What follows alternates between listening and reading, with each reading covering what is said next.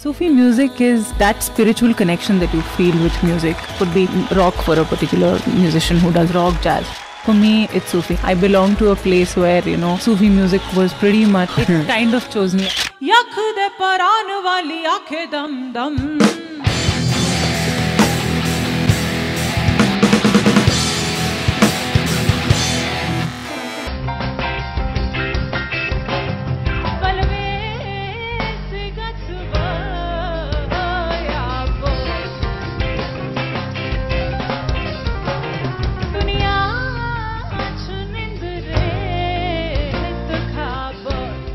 कभी परखता नहीं तू कभी परखता